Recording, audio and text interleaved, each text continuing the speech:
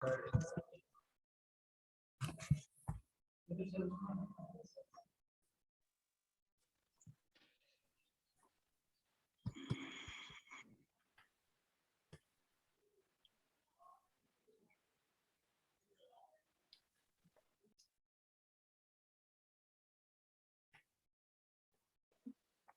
morning, sir. Good morning, everybody. Good morning sir. Good morning, बच्चे। Morning, sir. यहाँ तक और इधर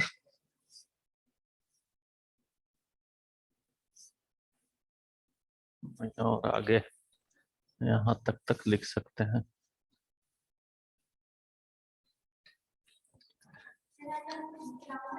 हाँ जी, हाँ जी।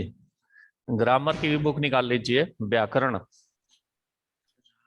ठीक है, संस्कृत व्याकरण। 15 लेसन भेजिएगा सर, 15 वाला।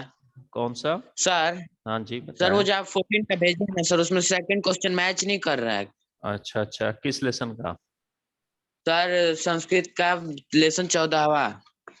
अच्छा ठीक है, उसको सही कर देंगे हम देख कर फिर। 15 में भेज दीजिए। हाँ, ये बताइए कि लकार हम लोग पढ़ रहे थे, तो इसके सभी प्रश्न सर complete- लकार नहीं पढ़ते सर, हम लोग के सेक्शन में आप संधि पढ़ा रहे थे। संधि पढ़ा रहे थे। संधि खत्म करवा दिए थे, बस थोड़ा बचा था सेक्शन में तो सर। संधि खत्म हो गया था ना। यहाँ बुक जो आपके प्रायोगिक जो बुक है संस्कृत की, इसमें आप पूछ रहे हैं कि क्या पढ़ रहे थे। शब्द रूप पढ़ रहे थे हम लोग। Yes sir. उपसर्ग के प्रयोग पढ़ने हैं। अच्छा हाँ, उपसर्ग के प्रयोग। देखिए, आप निकालिए उस लेसन को, उपसर्ग के प्रयोग। धातु रूपाणी में हमने बताया था कि धातु जो है दो प्रकार की होती हैं, एक परस्मयी और आत्मनेयी, है ना। सभी में 5 लकार होते हैं, जैसा कि हमने बताया था कि लट लकार, लंग लकार, लिट लकार, लोट लकार और विधिलिंग, ये पांचों लकार जो है परस्मयी पद में भी होते हैं और आत्मनेयी पद में भी होते हैं। ठीक है, दोनों के रूप थोड़ा अलग चलते हैं, लेकिन अर्थ जो है एक जैसे ही होते हैं। एक का प्रयोग जो है अधिकतर हम जो है कर्तृवाच्य में करते हैं यानी एक्टिव वॉइस में करते हैं, और एक का प्रयोग जो है पैसिव वॉइस यानी कर्मवाच्य में करते हैं। ठीक है, जैसे एक उदाहरण आपको हम बता दे रहे हैं।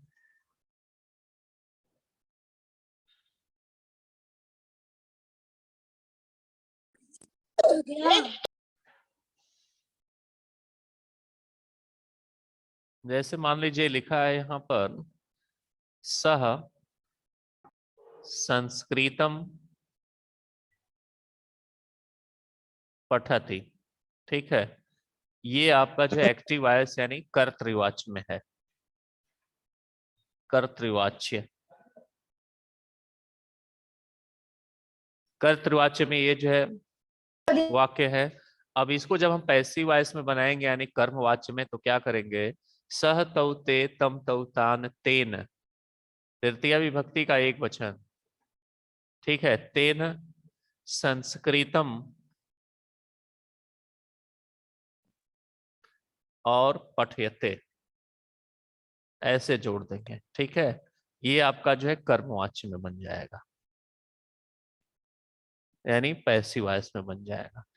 ऊपर जो लिखा है इसका अर्थ हुआ कि वह संस्कृत पढ़ता है, और जो नीचे जो है वाक्य लिखा हुआ है इसका अर्थ हो गया कि उसके द्वारा संस्कृत पढ़ा जाता है। ठीक है, तो ये आपने जो है समझा कि किस तरीके से हम बनाते हैं, लेकिन इन सभी को जो है आपको याद करना है। जो भी आपके जो है पुस्तक में दी गई लट लकार, लोट लकार, लिट लकार, जो भी लकार हैं, इन सभी को आपको याद करना है। ठीक है, अब इसके क्वेश्चन आंसर को जो है आप हल करेंगे, नहीं होगा तो फिर जो है आगे बताया जाएगा। इसके बाद हम लोग जो है पाठ 7 जो है उपसर्ग पढ़ेंगे। ठीक है, उपसर्ग और प्रत्यय आप नाम सुने होंगे। वैसे उपसर्ग जो है आपके 22 होते हैं, टोटल संख्या इनकी जो है 22 होती है, और इनके अर्थ जो है अलग अलग होते हैं। तो पूरी विस्तार से हम इसको जो है बता दे रहे हैं कैसे हम इसका जो है प्रयोग करते हैं उपसर्ग का। उपसर्ग कहते किसे हैं, सबसे पहले हमको ये जानना होगा। तो समझिए, जो शब्दांश किसी भी धातु या धातु से बने हुए संज्ञा या शब्द या विशेषण शब्दों के पहले जोड़कर जो है बनाए जाते हैं, यानी पहले जुड़ते हैं और उसके अर्थ को बदल देते हैं, तो उसे हम क्या कहते हैं, उपसर्ग कहते हैं। जैसे मान लीजिए कि संस्कृत में भी उपसर्ग होते हैं और हिंदी में भी होते हैं और अंग्रेजी में होते हैं, सफिक्स और प्रेफिक्स नाम सुने होंगे। तो हम जो है संस्कृत में यहाँ पढ़ रहे हैं, जैसे मान लीजिए कि हम बताएं कि अगर जो है कहीं लिखा हुआ है हार शब्द, है ना, हार शब्द लिखा हुआ है, और इसके पहले अगर हम बी जो है जोड़ देते हैं, बी उपसर्ग, तो क्या हो जाएगा, इसका अर्थ जो है बिहार हो जाएगा। ठीक है, बिहार का मतलब होता है भ्रमण करना। ठीक है, वैसे ही जो है प्र शब्द अगर हम जोड़ देते हैं तो क्या हो जाएगा, प्रहार, यानी इसका अर्थ जो है बदल गया, तो इसका अर्थ हो गया मारना, है ना। इसके बाद आ जो है उपसर्ग अगर हम जोड़ देते हैं और हार शब्द ही है सभी, तो क्या हो जाएगा, आहार, यानी कि भोजन खाना लेना। खाना। हाँ जी, तो सभी में आप देख रहे हैं कि हार शब्द है, और हार में हम जो है क्या जोड़ दिए, अलग अलग उपसर्ग जोड़ दें, और इन उपसर्गों के द्वारा इनके अर्थ जो है बदल गए।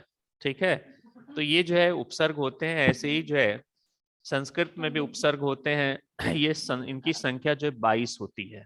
ठीक है, जैसे अगर हम बात करें अति, अति का मतलब होता है अधिक। ठीक है, वैसे हम आपको जो है लिख दे रहे हैं पूरा उपसर्ग, आप समझ लेंगे कितने उपसर्ग होते हैं, इसको नोट कर लीजिए, और जहां कहीं भी इसका उपयोग हो आप जो है उपयोग कर सकते हैं।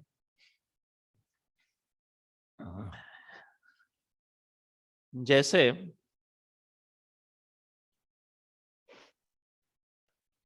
अति शब्द है,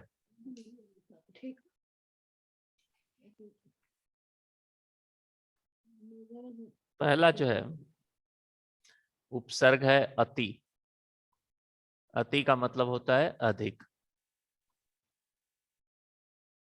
दूसरा जो है अधि, अधि का मतलब ऊपर भी होता है, श्रेष्ठ भी होता है। ठीक है, तीसरा जो होता है अनु, अनु का मतलब जो है पीछा करना या अनुसरण करना। अनुसरण का मतलब भी वही होता है, या साथ हम लिख सकते हैं इसका, अनु का मतलब साथ देना। अप, अप का मतलब जो है बुरा होता है,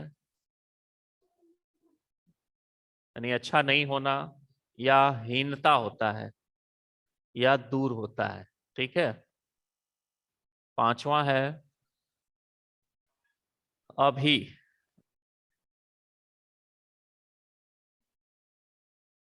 अभी का मतलब चारों तरफ भी लिख सकते हैं, या और लिख सकते हैं। छठवां है अपी, अपी का अर्थ भी निकट भी होता है और भी होता है। वैसे ही जो है सातवां प्र शब्द होता है, अब प्र का मतलब अधिक होता है। वैसे ही आठवां शब्द है परा,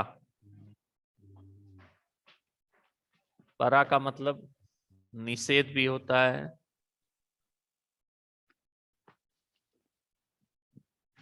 या विरोध, या हम कह सकते हैं पीछे। 9वां जो है परि। परि का अर्थ हो जाएगा समीप, आसपास।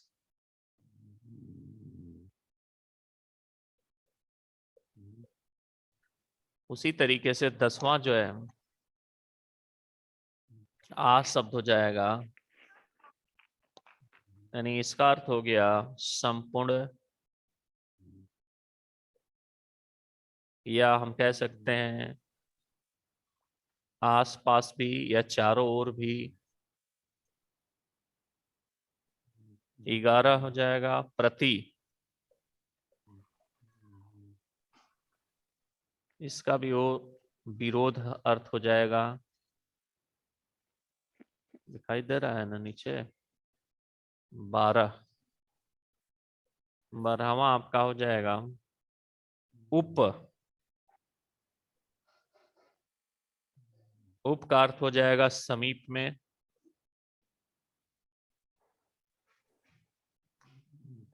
अब इधर जो है ऐसे, चलिए हम इसको बोल देंगे, लिख लीजिएगा। अब इसको जानिए कैसे जो है इसके अर्थ होते हैं। इसके बाद जो है दुस शब्द है। दुस का मतलब भी हीनता होता है, जैसे दुस्साहस, बुरा होता है, इसका भी अर्थ दुस। निर शब्द है। निर शब्द का अर्थ बाहर होता है, निषेध होता है। या रहित भी हम कह सकते हैं, जैसे निर्मल शब्द आता है तो रहित शब्द भी लिख सकते हैं। वैसे ही सु शब्द आता है, जैसे सुआगतम। तो सु शब्द का मतलब शुभ भी होता है, सुखी भी होता है, ऊंचा भी होता है। वैसे ही वी शब्द है, व पर छोटी की मात्रा वी। वी का मतलब अशिष्टता, या हम कह सकते हैं अलग होना। दूर शब्द। दूर शब्द का मतलब जो है भी बुरा होता है, जैसे दुरात्मा है ना। दूर, दूर शब्द लिख के हलंत करिएगा। निश है। निश का मतलब भी बाहर, निषेध करना, बाहर होना, मना करना। वैसे ही सम शब्द है। सम का मतलब भी जो है अच्छी तरह, अच्छा। और नी शब्द का अर्थ नीचे। फिर उसके बाद उद। उद शब्द आता है जिसका अर्थ होता है ऊपर या श्रेष्ठ। वैसे ही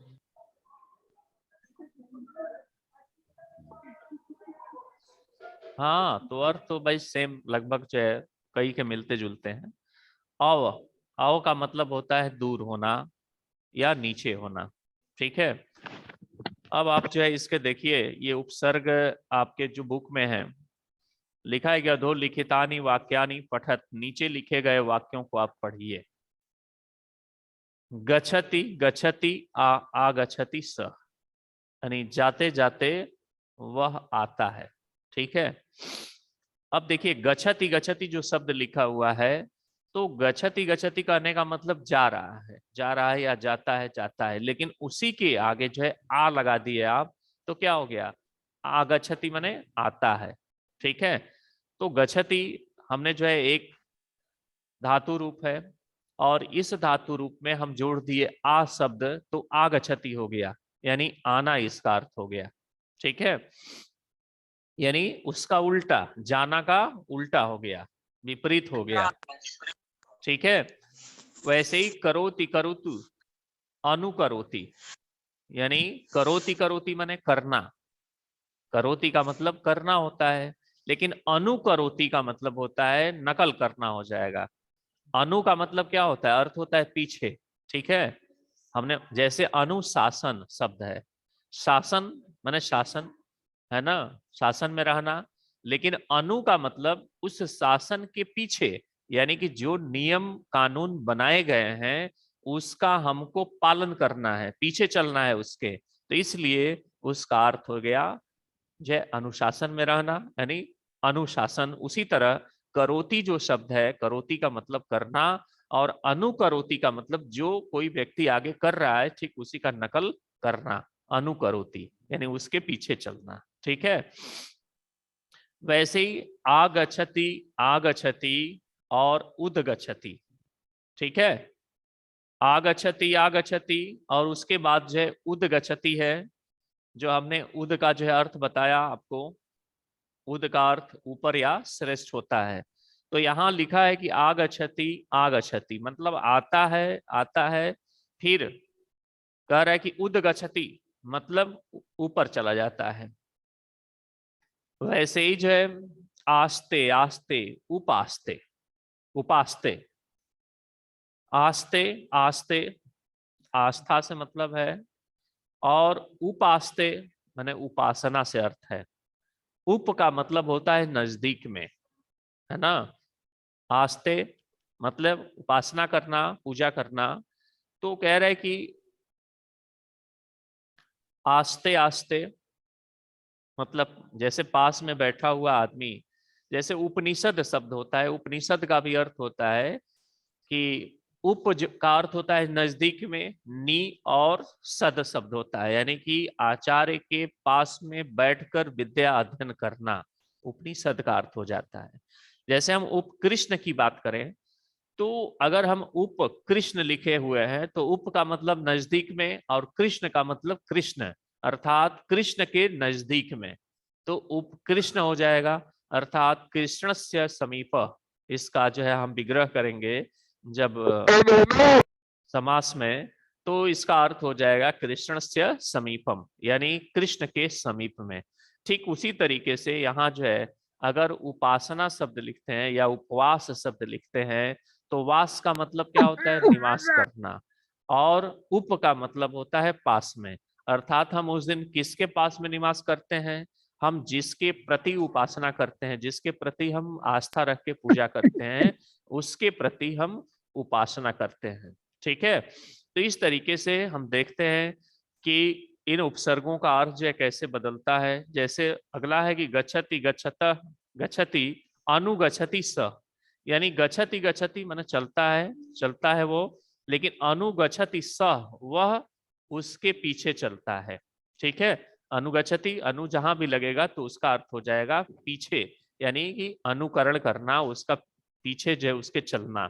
ठीक है, चरति, चरति, अनुचरति स, चरति, चरति माने चलते चलते हुए, कोई आगे जो है चलते चलते चल रहा है और पीछे से कोई जो है उसका अनुकरण कर रहा है, अनुचरति कर रहा है मतलब उसके पीछे चल रहा है। ठीक है, तो इसलिए अनुचरति स हो जाएगा। वैसे ही जो है आपको दूसरा है तपति, तपति, हाँ प्रतपति। प्र का मतलब अधिक होता है, जैसे कि इस बहुत सारे उदाहरण है, जैसे प्रवक्ता, वक्ता का मतलब होता है बोलना यानी कि बोलने वाला, वक्ता। तो प्रवक्ता हम जब कह देते हैं इसका मतलब बोलने वाला, अधिक बोलने वाला। और वैसे ही जो अधि का मतलब भी अधिक होता है, तो अधिवक्ता अगर हम कह देते हैं तो भी बोलने वाला होता है, अधिक बोलने वाला। तो कौन हो सकता है, तो वकील अधिक बोलता है ना। प्रवक्ता जो इंटर कॉलेज के अध्यापक होते हैं तो वो जो है लेक्चर देते हैं, उनको भी प्रवक्ता कहते हैं। तो प्र का मतलब क्या हो गया, अधिक से मतलब है। तपति, तपति, प्रतपति सह, यानी तपता है, तपता है लेकिन वह बहुत अधिक तपता है। किसको, सूर्य को कह रहा है। उद का अर्थ जो है ऊपर या श्रेष्ठ हो जाएगा। ठीक है, गच्छति, गच्छति, अवगच्छति, गच्छति, गच्छति, अवगच्छति। अब देखिए गच्छति, गच्छति माने जाता है, जाता है मतलब पानी जो है टोटियों से, यहाँ जो निशान बनाए गए, चित्र बनाए गए, उसमें क्या दर्शा रहा है कि पानी जो है टोटियों से जाता है, जाता है। लेकिन उदगच्छति मतलब अवगच्छति, अवगच्छति मतलब नीचे जाता है, नीचे गिरता है, इसका अर्थ हो गया। अवगच्छति यानी वह नीचे गिरता है, या हम कह सके वो बहुत दूर जाता है, दोनों अर्थ हो सकते हैं। ठीक है, लेकिन यहाँ जो चित्र बनाया गया है कि बाल्टी में जो है टोटी से पानी जो है गिर रहा है, तो यहाँ अवगच्छति इसका मतलब वो पानी जो है, जल जो है नीचे गिर रहा है। ठीक है।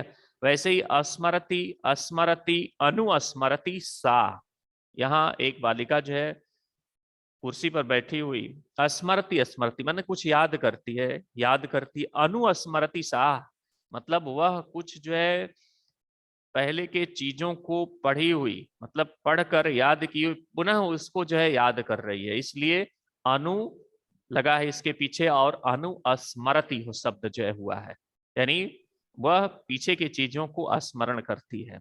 वैसे ही करोति करोति संस्करोति सह, यानी वह करता है लेकिन वह संस्कार, करोति मतलब वह करता है, और सम का मतलब जो है यहाँ पर मुख्य रूप से अच्छी तरह या साथ में, इसका दोनों अर्थ हो सकता है सम का मतलब।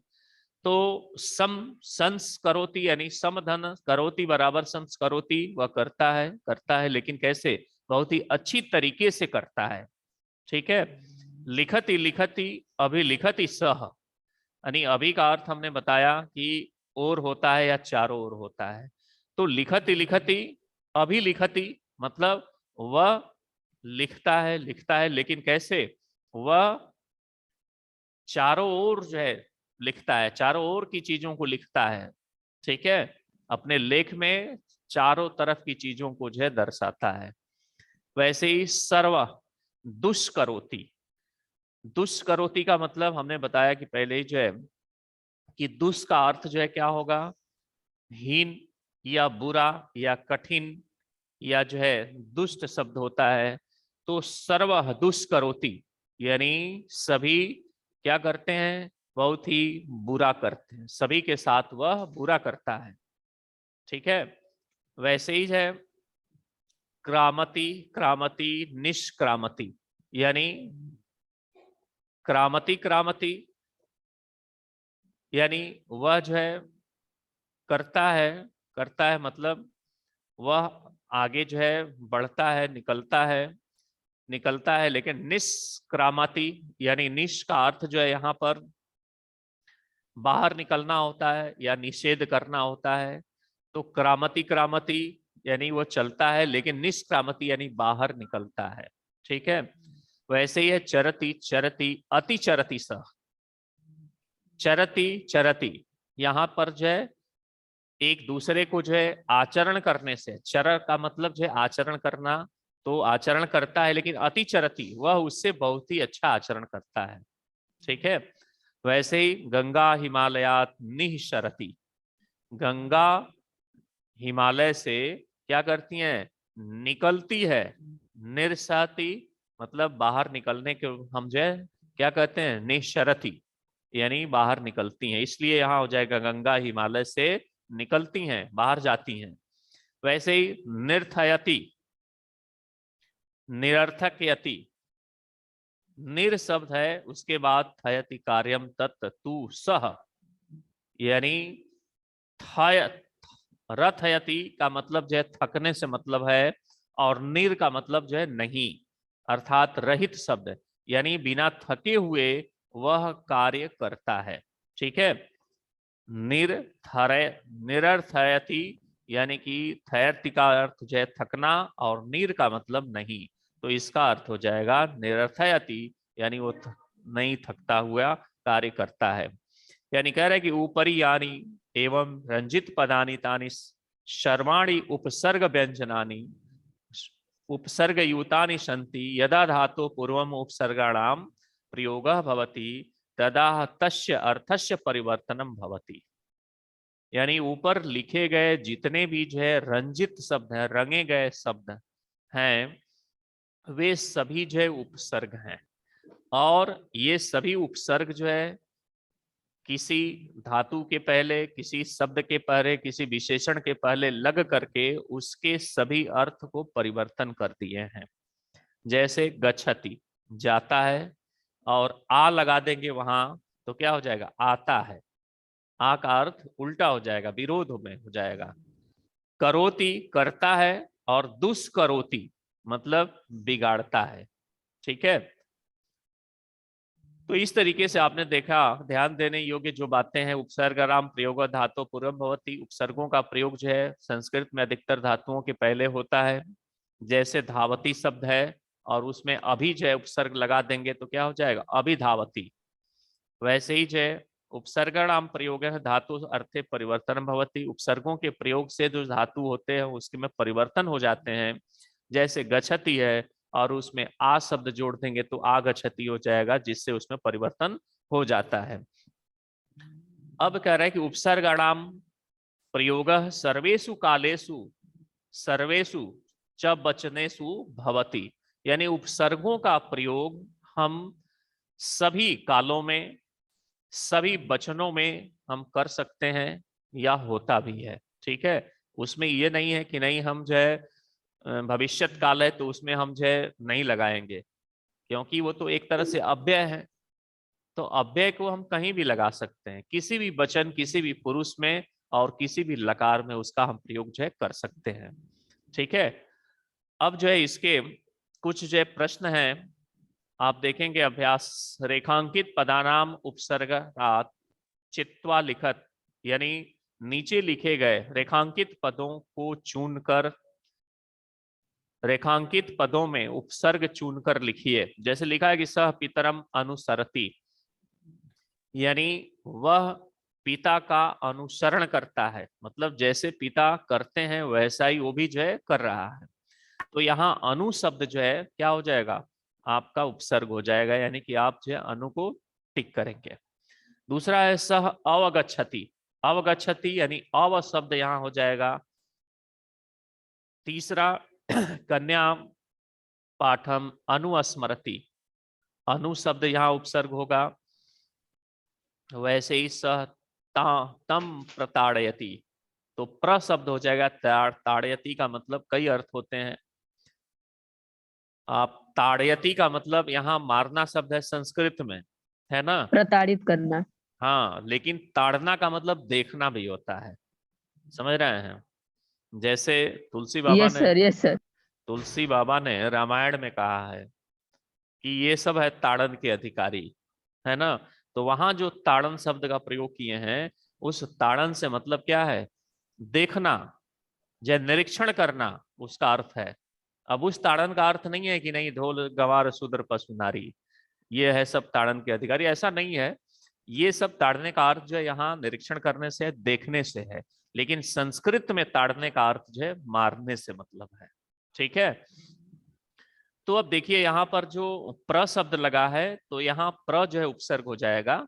वैसे ही धातु भी सह उपसर्ग योजयत, यानी धातुओं के साथ जो उपसर्ग को जोड़िए। जैसे दिया है कि अनु धन सरति, तो क्या हो जाएगा, अनुसरति। हाँ, अनुसरति। वैसे ही अवधन तरति अवतरति, वैसे ही आधन गच्छति आगच्छति, उत्धन सहते उत्सहते, आधा त हो जाएगा यहाँ उत्सहते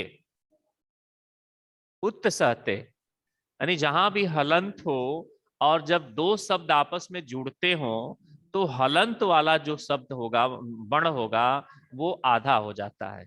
हलंत लिखने का मतलब ही होता है आधा, समझ रहे हैं।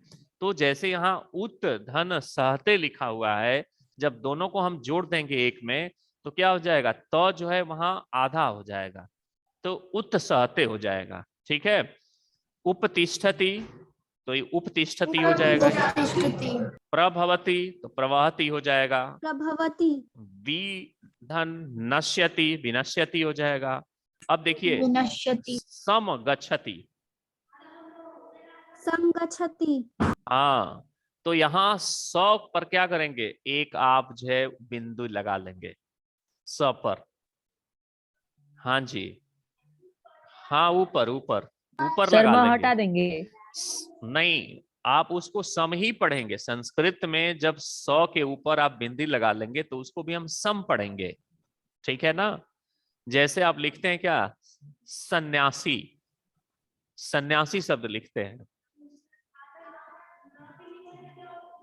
तो स के ऊपर भी आप बिंदी लगाएंगे, है ना, समन्यासी है वो। वैसे ही संस्कृत शब्द है तो सम इसमें भी आया हुआ है, तो ये सम जो शब्द है इसमें आप स के ऊपर जो है बिंदु लगा देंगे तो सम गच्छति हो जाएगा।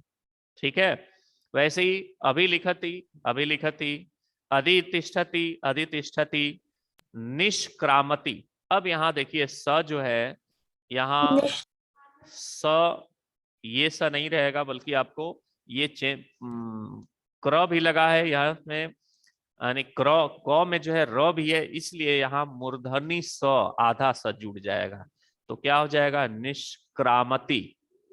निष्क्रामति वैसे लिख दे रहे हैं, ऐसे हो जाएगा निष्क्रामति। ठीक है, ऐसे आप लिखेंगे निष्क्रामति शब्द हो जाएगा। वैसे ही है दुष्करोति में भी ठीक ऐसे ही हो जाएगा, है ना, दुष्करोति।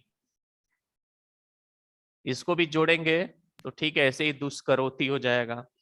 वैसे ही भी निष्करोति भी में ठीक ऐसे ही हो जाएगा। अब अतिचरति अतिचरति हो जाएगा, परिचिनोति परिचिनोति, उसके बाद संभवति, यानी कि आप ऊपर बिंदु भी लिख सकते हैं और म भी लिख सकते हैं आधा, संभवति। उदाहरण अनुसार लिखिए सह सर्वान निष्करोति। अगर लिखा हुआ है निष्करोति तो इसको जो है हमको क्या करना है, निष्करोति को अलग अलग करना है, यानी कि विच्छेद कर देना है। ठीक है, विच्छेद करके आपको जो है लिखना है तो क्या हो जाएगा निष्धन करोति बराबर निष्करोति। जैसे आप इस समय हम प्रयोग कर रहे हैं ठीक उसी तरीके से वहां भी जो है निष्करोति आपको लिखेंगे तो क्या हो जाएगा निधन करोति बराबर निष्करोति। ठीक है, अभिक्षति अभिधन इक्षति बराबर अभिक्षति, अभिधन इक्षति, ऐसे अभिधन इक्षति। ठीक है, ये हो जाएगा अभिक्षति। विधन लपति शब्द है ना, विधन लपति बराबर विलपति। वैसे ही सहधन अधितिष्ठति है, स अधितिष्ठति अधिधन तिष्ठति बराबर अधितिष्ठति। वैसे ही समधन भवति बराबर संभवति। ठीक है,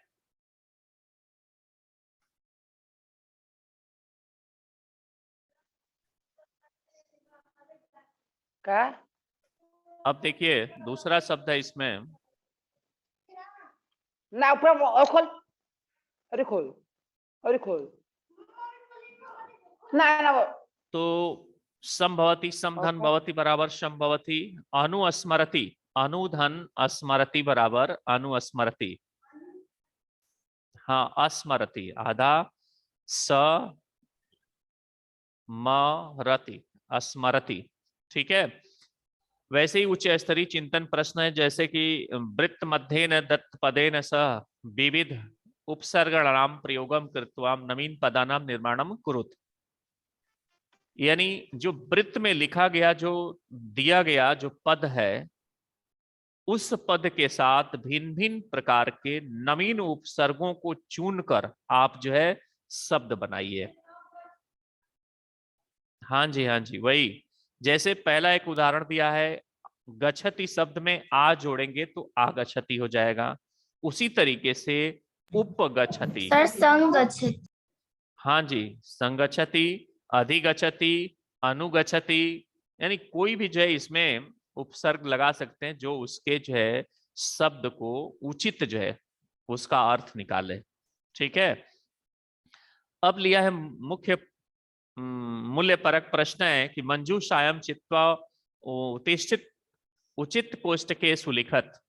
यानी मंजूषाया कोष्टक में से चुनकर उचित पदों को कोष्टक में से आप लिखिए। इन कोष्टक में करणीयम और अकरणीयम माने हमें क्या करना चाहिए और क्या नहीं करना चाहिए। ठीक है, तो करणीयम जैसे शब्द लिखा है यानी करना चाहिए, और अकरणीयम माने नहीं करना चाहिए। तो क्या करना चाहिए, जैसे हमको करना चाहिए उसमें लिखेंगे सतमार्गम। सतमार्गम करणीयम, हमें सच्चे मार्ग को अनुसरण करना चाहिए, सच्चे मार्ग पर चलना चाहिए। उसके बाद सज्जना नाम सज्जना अनुकरणम, सज्जनों का अनुकरण करना चाहिए। सर्व सुकरणम, सभी का जो है अच्छा करना चाहिए, सभी के साथ अच्छा करना चाहिए। और सर्वेशाम सर्वेषाम अपकार, सर्वेशाम उपकारा, सभी का उपकार करना चाहिए। ठीक है, और अकरणीय में क्या लिखेंगे आप, दुष्ट जनानाम अनुकरणम, जो हमें नहीं करना चाहिए। ठीक है, उसके बाद मैंने जो भी है, हम मुख्य रूप से आपको ये मालूम होना चाहिए कि क्या करना चाहिए क्या नहीं करना चाहिए, तो क्या अच्छा है क्या बुरा है, आप जो भली बात इसको समझ रहे हैं। तो इसमें से जो करना चाहिए उसी को आप लिखिए, जो नहीं करना चाहिए उसको मत लिखिए। ठीक है, तो इस तरीके से आपके जो है यह जो उपसर्ग था, उपसर्ग का जो है यह अध्याय जो है समाप्त होता है। इसके बाद जो है आपका 8वां जो है अव्यय पद है, इसको भी हम लोग पढ़ लेते हैं, छोटा सा अध्याय है। अव्यय प्रयोग, जैसे अव्यय का मतलब भी होता है क्या, जिसका हम खंड खंड न कर सकें। तो अभी हम जो लोग जो पढ़ रहे थे ये भी अव्यय के रूप में ही आते हैं, लेकिन इसके बाद भी कुछ अव्यय होते हैं। जैसे अगर हम कहें कि ऊपरी, नीचई, अपि, एव, है ना, एवं, सर्वत्र, ये सभी जो है अव्यय का प्रयोग है। वैसे अगर हम कहें, जैसे लिखा है कि दो लिखितानि वाक्यानि पठत, नीचे लिखे गए वाक्यों को आप पढ़िए। ऊपरी आकाश, ऊपरी आकाश, आकाश तो एक शब्द है, लेकिन ऊपरी जो शब्द आया है ऊपर में आकाश है, ऊपरी आकाश, ऊपर आकाश है। नीचे ही धरा, नीचे क्या है, धरती है। सततम बहती नदी, सततम जो शब्द है यहाँ जो है अव्यय प्रयोग है, सततम माने हमेशा नदी बहती है। सर्वत्र ईश्वरस्य वास, यानी हर जगह ईश्वर का वास है। सर्वे एव कार्य मग्ना, सभी लोग अपने अपने कार्य मग्न है। तो सर्वे एव जो शब्द है ये क्या है, अव्यय है। कह अपि पशून न पीड़यति, यानी कौन, अपि माने भी होता है, पशु माने पशु को, न पीड़यति न पीड़ित करता है, नहीं पीड़ित करता है। ठीक है, तो अपि और न दोनों यहाँ अव्यय हो जाएंगे, दोनों के खंड नहीं किए जा सकते। एवं माँ कुरु, यहाँ जो है एवं माँ जो है अव्यय हो जाएगा। वृथा माँ, बद यानी व्यर्थ का मत बोलो, है ना, माँ का मतलब रोकना होता है। तो इसलिए यहाँ पर जो है, जैसे माँ का कैसे आप समझ सकते हैं, जैसे कृष्ण जब छोटे थे बच्चे के रूप में दौड़ते थे वो, तो दौड़ते थे तो उस समय उनके जो पिताजी थे वो क्या बोलते, संस्कृत में ही बोलते थे, तो माँ धाव, माँ धाव, मैंने मत दौड़ो मत दौड़ो, नहीं तो गिर जाओगे। तो ऐसे जैसे किसी के जो है माता या पिता लोग बोलते हैं कि दौड़ो मत गिर जाओगे, तो ठीक उसी तरीके से माँ धाव करते थे, और इसीलिए उनका नाम जो है क्या पड़ गया, माधव। हाँ, माधव नाम पड़ गया तभी से। तो धाव मने दौड़ना, धाव मने दौड़ना, माँ मने नहीं है, नहीं, माधव कृष्ण जी का नाम था। ठीक है,